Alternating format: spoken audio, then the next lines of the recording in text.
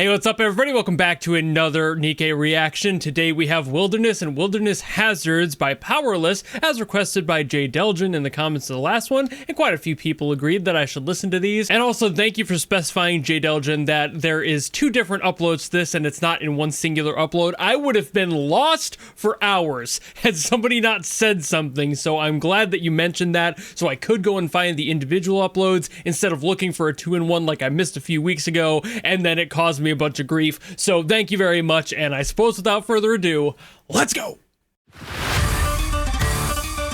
Ooh. Okay, I'm making sure the volume was all the way up for this. That was just such a sick start. You gotta make sure you're getting the full experience with it.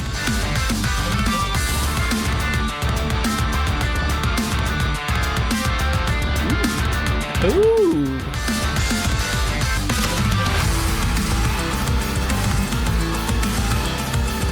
Ooh.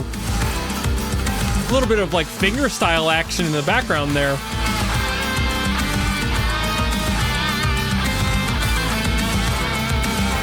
Very, very guitar heavy. Like basically everything in here is just layers of guitar. Outside of the drums, of course.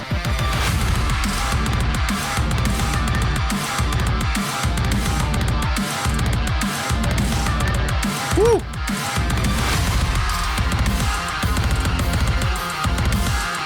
God!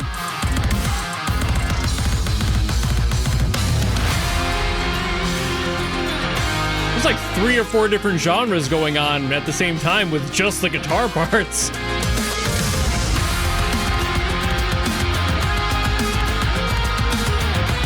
Very, very well panned on the like more acoustic side of the guitars too. You can hear them really broad in each ear.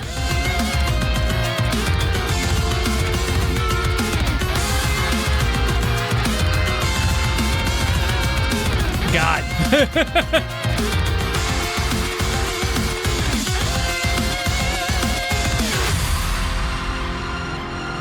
So I'm stank facing like crazy.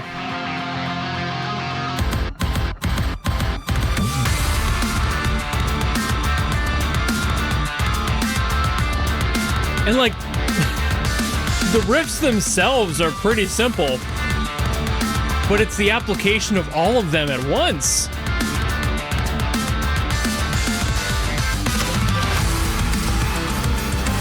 It's got such an addictive property to it.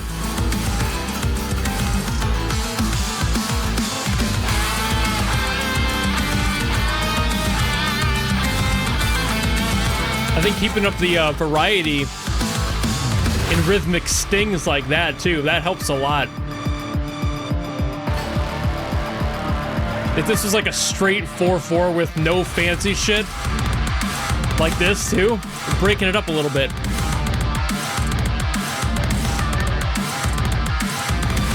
A little growl on the back end of the snare. I don't even know what that is.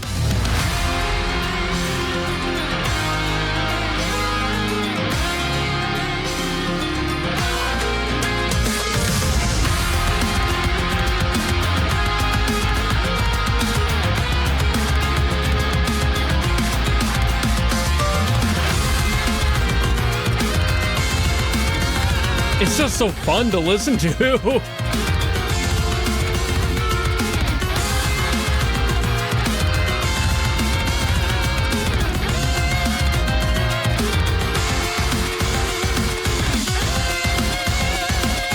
It's like, this is one of those songs where each time it loops or each time a new section comes through, I'm hearing something different, a new layer of the guitar. That is so much guitar stuff going on. Powerless must just be a guitar guy or something, because like, Jesus Christ, it's everywhere. The level of guitar involvement in that song is second only to 9. Like, 9 is very, very guitar heavy, as we obviously all know, and this is just honestly a little bit more in the depth. I think the separation there is just because they're different people, so they're going to have a different approach, but like 9 seems to have more of this like full power sort of energy, where this one has a lot more layering going on, like specifically different things going on with each guitar part. It's not just one guitar part layered a couple of times, maybe throwing in a harmony here or there and maybe an extra rhythm once or twice in there. That's more of what 9 does. 9 likes to take everything, seems to be multi-layered, multi-tracks, and just a bunch of the same guitar part to thicken it up. Whereas this one is a bunch of different guitar parts doing different things to liven it up. It's a different result coming from a different approach, but it's always fun to hear every variation of how somebody approaches music. That's what makes music so fun.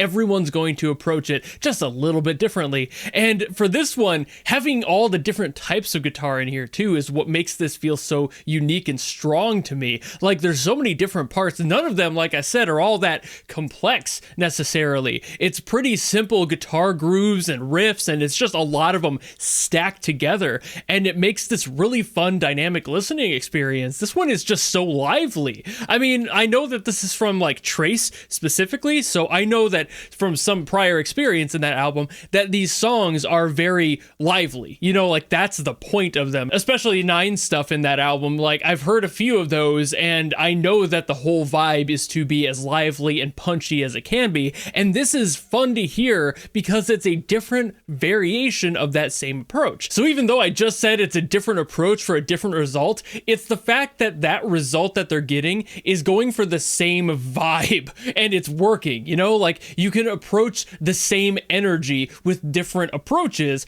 and you kind of hit the same mark if you know what you're doing. And I think Powerless is doing a great job on this one. Like, I have yet to hear Hazards, obviously, but there's just so much happening with this one, but none of it gets in the other part's way. Like I mentioned again, the panning, especially keeping the acoustic out of the way of the electric that's supposed to be front and center, keeping the lead there, and just the drums aren't really necessarily super complex or anything. There's not a bunch of cool fills or whatever, not a lot of fancy shit going on there either, but there was some interesting like layering going on with like the snare I mentioned. There's like this growl on it, and I couldn't tell if it was like a synthetic growl, like an actual synth being added to it that kind of gave it this extra bite on the back end for that trail, or if it's like an effects pass of having like a few like chain sounds or something, like how you would add a tambourine to a hit to make it a little bit more crispy. I can't tell exactly what they're doing there, but it doesn't matter because it leads to the same result of having this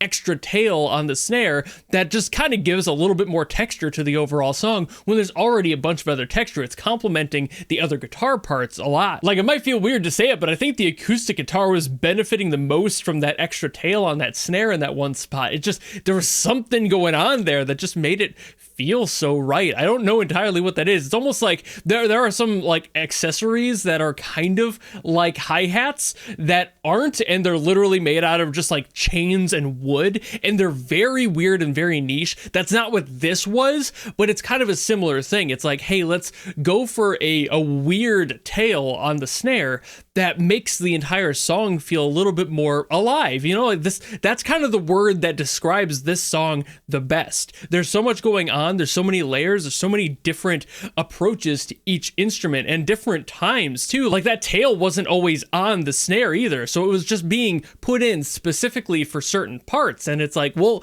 why? You know, like there's a certain chunk that they want to have a little bit more breathability on the post hit. They want to have that extra tail in there. So it's just keeping things alive. It's like keeping the snare buzz on a snare when you're playing jazz. You kind of have to keep a ghost note going. You have to drag your stick on the snare a little bit sometimes on the head of the snare just to keep those snares buzzing on the bottom head. And that's just one of those small things. That's a technique that makes things feel a little bit more alive in general play. And doing that with guitars and basically everything involved keeps the whole song buzzing constantly. It never really feels like you're at a point where the song calms down. It just shifts the energy a little bit in either direction. So now I'm really interested to hear what Hazards has, because those are usually just like beefed up remixed versions of this. So I wonder if this is going to be something even more busy, or if they're going to take maybe a little bit more of like a backseat approach and halftime it.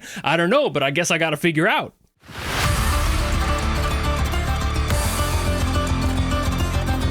Oh.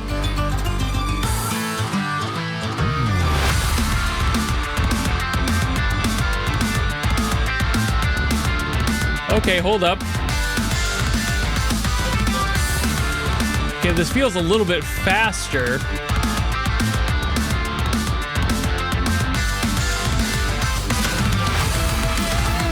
Ooh. Okay, that's a little bit different. Definitely a little bit more with the electronic stuff in here. Was that snare doubled up in the other one? Like the double hit there? I don't remember that happening.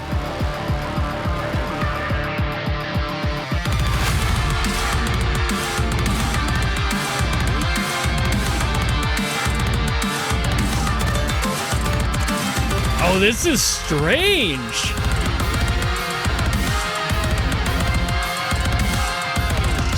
Again, using the panning a lot here too, even more so than the other one.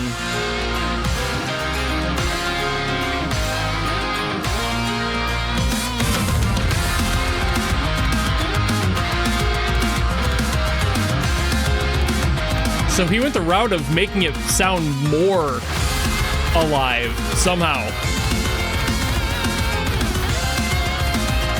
A little bit more of a dance beat there.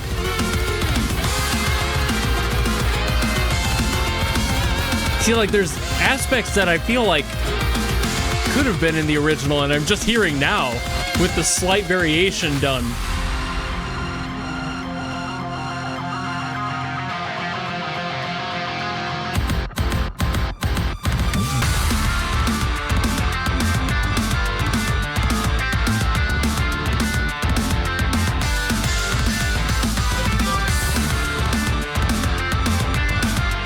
It feels weird having the gap between the two. Now it's like I'm second guessing what's the same and what's different.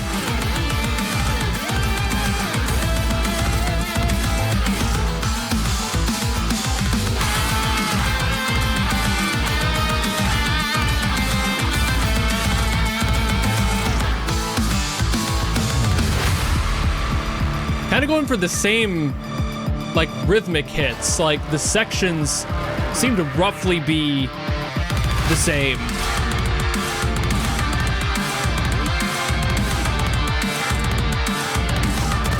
But again, like the panning is a little bit different. I feel like there's a synth pad underneath this one that wasn't in the prior one. It might just be a trick of the ear.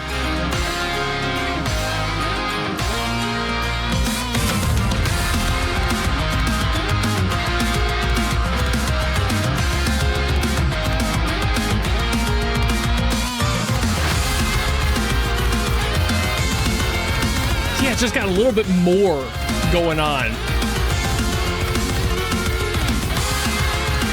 The guitar parts almost sound exactly the same.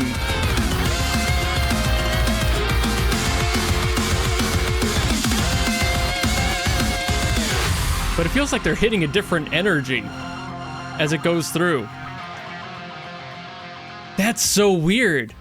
Just like, I've heard the remixes done like between Nine and Cosmo, but this, from what I know, is just Powerless doing their own remixed variant. So that makes you want to, I think, stay kind of like closer to the original when you're remixing something yourself. But also, they kind of did give it a little bit more juice. It's just really cool to hear this. Okay, I just went back and kind of listened to both of them side by side. I noticed that they were both like the same runtime, so I was like, okay, maybe they're literally the same song with some minor differences, and that's basically what's happening here. Like, the halftime stuff from Wilderness is double time. That's where that dance beat came in, and I was like, oh shit, like that's where I felt the most difference, but there are some other minor changes in here. A little bit of the guitar stuff is just slightly different. Like I said, placement is pretty important important in this too. Like the difference in between them is pretty much just in panning a lot of the time, but that doesn't necessarily mean it's a bad thing. If anything, it makes it feel more alive and a little bit more energetic. It's just kind of injecting some adrenaline into the song, which is pretty par for the course for these remix variants. They do that a lot, but usually it's what Cosmograph does, which is take something that Nine's done a lot of the time. It's that situation, and just injecting a little bit of electronic into it and changing up the genre a little bit. So this is more consistent than those other variations tend to be, but at the same time, I kind of respect that, just like sticking to your guns and going, oh, you want something a little bit more? Okay, let me make some minor adjustments in order to change the general feel of the song, which is mostly in the rhythm and the mixing, which, as we all know, or should all know, the drum set changes everything. The drums control the feel, and that's just how it works. You can play a halftime or a double time or standard time. That completely changes the feel of the whole song. Put a swing on a metal track, and suddenly it's something completely different, and you have to adjust accordingly. Otherwise, the rest of the song might not feel right. So for this case, they just took a halftime and changed it to a double time. That's much easier to adjust for and make those small changes around. But it's also just like, okay, that's all you need to do. So like, who can complain about that? You know, it's exactly what it needed to be. A little bit more energy for a remix. I got you. That's all they went for. But as a general thought too, between both of them, I think what feels the weakest in this song is kind of also what I said was a strong suit in the first one, where I feel like this song is very lively and it goes for that approach, but it also feels a little bit thin. It feels a little bit weak, and that is also a mixing problem, I think. There's just a little bit of beef missing in this mix, and I'm not sure if that's just an extra layer of like a lower end guitar that's just not there or something else, but it feels like there's just not quite everything that I want out of this when it comes to the energy. The song is great. Like, do not get me wrong there. I'm not knocking any of that. It's just there's something missing, and I can't quite tell what that is. I've had this happen before where like the song is very well done and I love the energy of it, but when it comes down to the final post-production, I feel like there was a step that just got skimmed over that would make the entire song feel a little bit more energized. Despite what I've said, this song is very energetic, but there's like a fullness missing is probably the best way to describe that. There's something like, I want to hear this energy and I want to feel like it's wrapping around my skull, not just in the panning, but in everything, just feeling almost, it might be a compression thing. I feel like there's so much panning, maybe there's not enough like coming at me. Like I almost desire a wall of sound coming at my face with an energy this strong and this energetic that I'm like, ooh, let's go. But also it's not really pumping me up in the same way, probably because it's so well balanced in the broad side that the front side is kind of missing some of that force behind it. I'm sure there are many times where people make these songs and they try those different adjustments, and sometimes that approach just doesn't work. So you just opt to not do it and you go this route, which is making things more wide instead of throwing it at the listener's face, because sometimes it just does not work for that genre or that approach to the song. And with how many layers of guitar in this, I wouldn't be surprised if that is the case. And maybe it's just a feel thing too. Everyone's got their own flavor. Like, it is completely subjective down to mix what that feels like and what feels good. So it might just be straight up Powerless's approach to mixing, which is a little bit thinner, maybe a little bit less body, more like what I'm used to hearing with Nine. But again, it's a different feel and it's a different approach. You're not going to get the same sound out of multiple people. That would really require them to have like an overall person double checking all this stuff and like being a hard ass about it. Like, that is kind of Cosmograph's job, but I also don't think that they went that far for these because they're supposed to be their own composer's energy. And it's like, hey, we want you to do this, so let's not like overstay our welcome by forcing you to do something that isn't you, you know? It's a very identifiable quality. So even just having these slight differences in the mix also make it feel more them. So I don't really have a problem with that. It was just something that I noticed and is probably left alone for a very good reason. But I do think that's about all I gotta say on these ones, because damn, I've been recording here for about half an hour. So thank you all so very much for watching. If you have any other songs from NIKKE you want me to get to, by all means drop them in the comments below, and I will be starting NIKKE very soon. It'll be my game to focus on next month for January. So if you're watching this, give it like maybe a week and I'll be streaming that game and giving it an experience just to see what it's like. And and hopefully I like it. I've heard plenty of good things, but we shall see. Either way though, if you don't want to do that and you just want to follow me and support me for other stuff going on, you know how to do all that, and I will see all of you in the next video. Goodbye!